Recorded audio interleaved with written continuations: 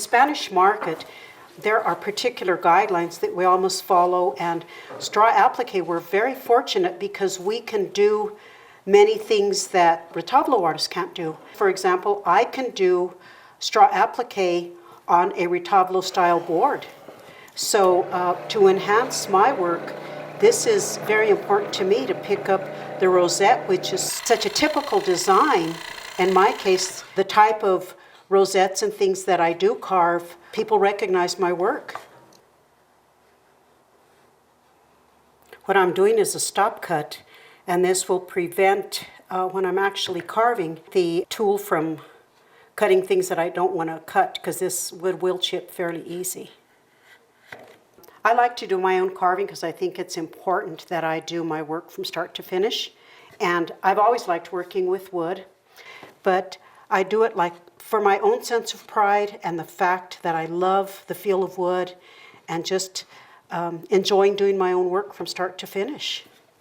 Now I'm going against the grain a little bit, so it's takes a little more effort even to do the stop cuts.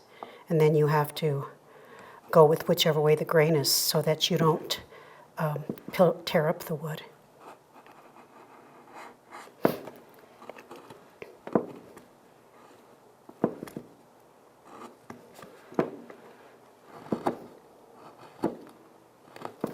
What I do now is I'm just going to fine tune with a little bit of sandpaper. I don't do a lot of sanding because I want some of the knife marks to actually show in my work. Now I'm going to give it a black gesso. Depending upon what type of wood I use, sometimes I will use a homemade gesso, but this is pretty clean.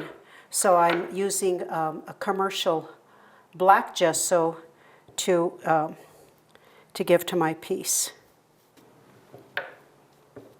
Black was primarily what was used in straw applique because the straw represented poor man's gold. That's basically what it was dubbed.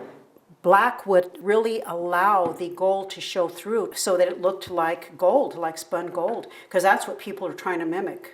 In New Mexico, people created the saints and they created the candle sconces and everything because they didn't have the money to go out and buy products. So they used what they had available, and since they had the straw, the way to adorn it was with the straw because it just made it look so beautifully. Okay, now I am going to go in, this is ready, and I'm going to go start drawing my image of Our Lady of Guadalupe.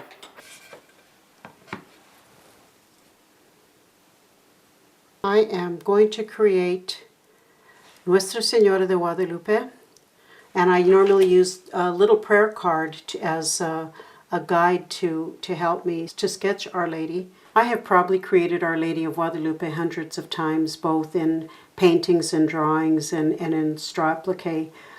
She is, I have a great devotion to our Blessed Mother, and particularly in the form of Our Lady of Guadalupe. And so I am starting with her face. I'll sketch in her eyes, and sometimes it may vary a little bit when I'm actually putting down the straw, but I won't do anything other than her eyes when I'm sketching them out, because everything else will just kind of be more freehand. And then her hands will be here, and her collar will come in there. Now I'm going to start creating the straw, and the top part of the straw cannot be used at all. So the next thing I'm going to do is I'm going to split the straw. Sometimes when you split it, it has a tendency of not going straight, and this one is going straight, so I've got a good piece. And I'm spreading it right down the middle.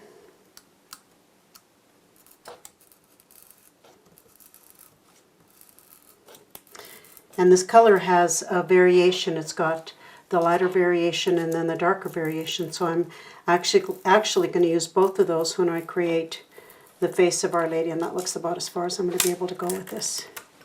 I need to get my fingers in there and get this piece of straw opened up. Okay. Once I open it up, I'm going to flatten it, and I have to scrape a lot of the fiber from the inside of the straw.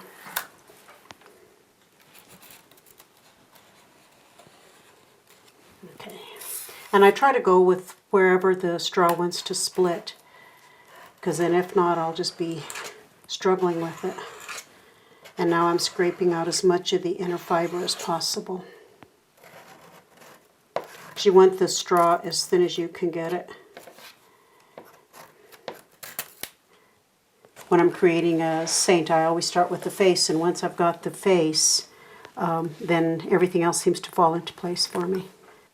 And that little tiny mark is going to be the top part, and then the next piece that I cut is going to be the eyelid.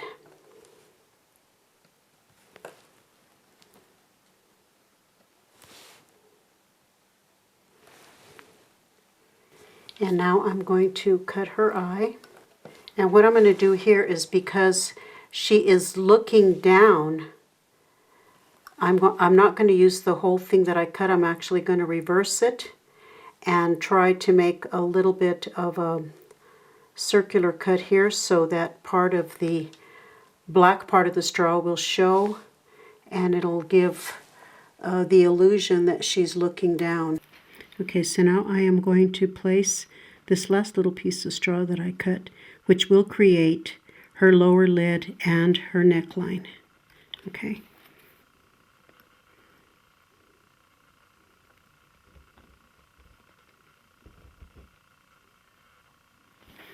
And now the next part is her eye, and again I'm going to use the inside, again just to create what will look more like the white of her eye, and leaving a little illusion of the black creating her eyeball, so as if she's looking down.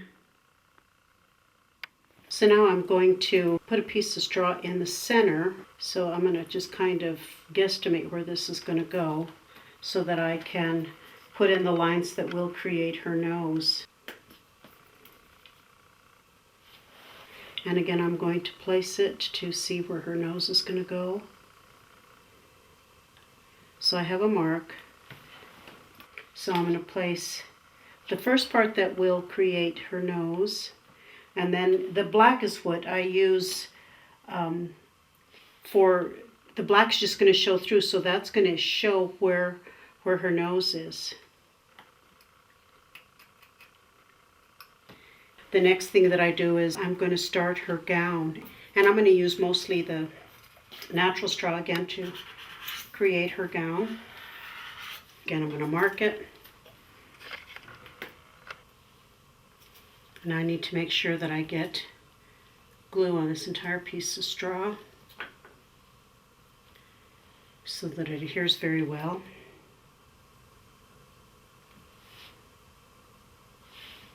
Right to the place I wanted it.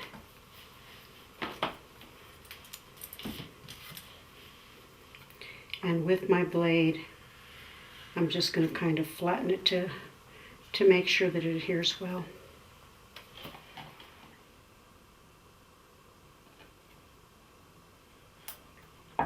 And any excess glue that I have, I'll use a damp cloth just to get it up. And the variation in color helps because it'll show where the folds in Our Lady's robe are. And again, I'm going to use a little bit of the darker straw.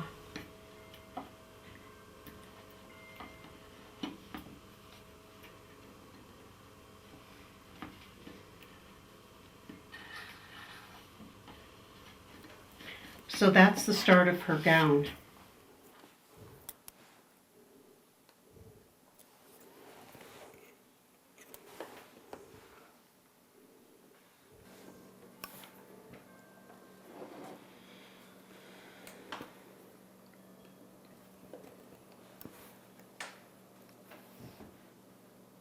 When I was driving to Golondrinas the other day, there was an old bale of hay that was along the road and it was all rotted.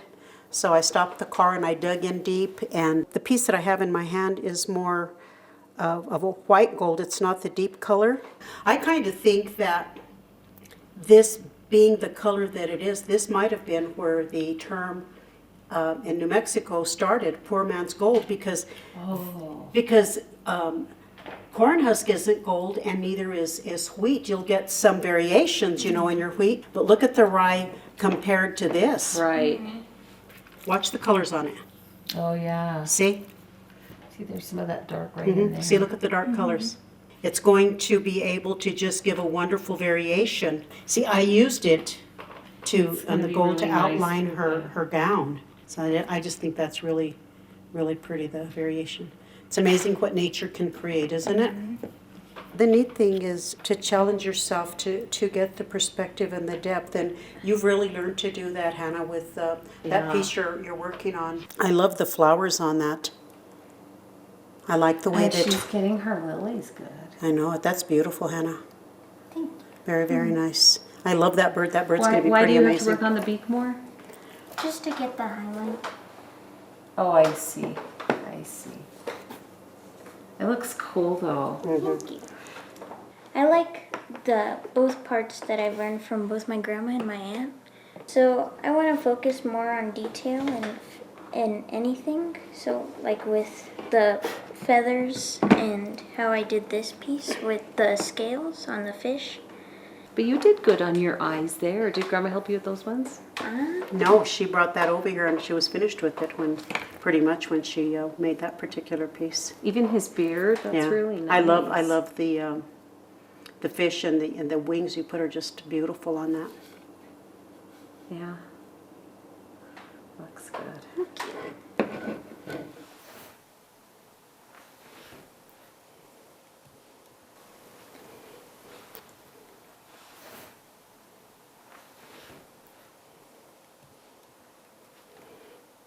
I can't make roses as pretty as you do, Lenise, by any means. I think you do just great.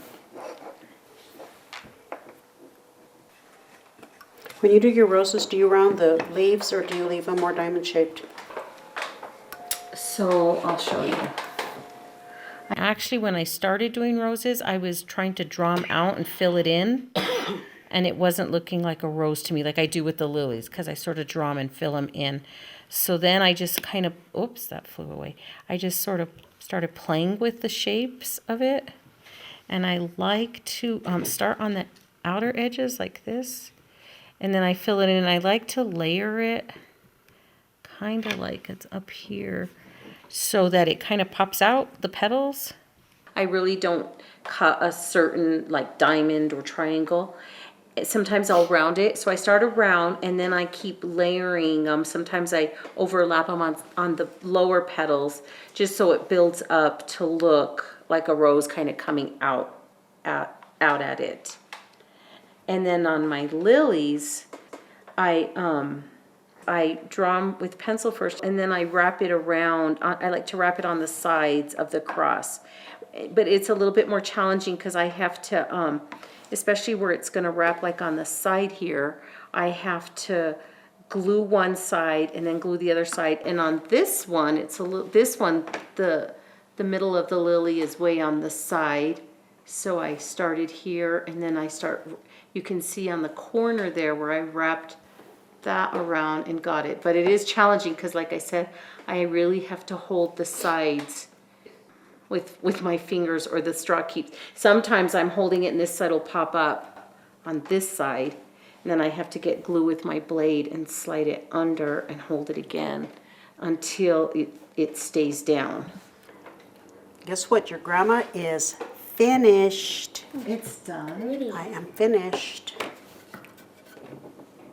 Came out really, really nice. Wow. That looks really nice. I probably have,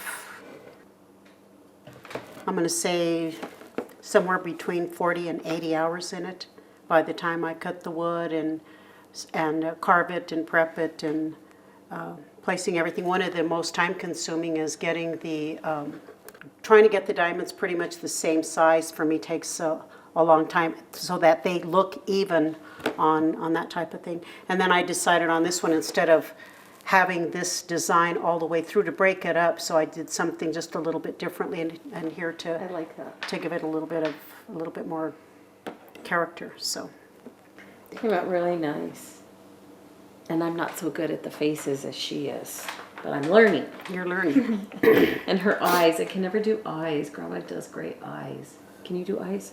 I'm learning from grandma. Me too.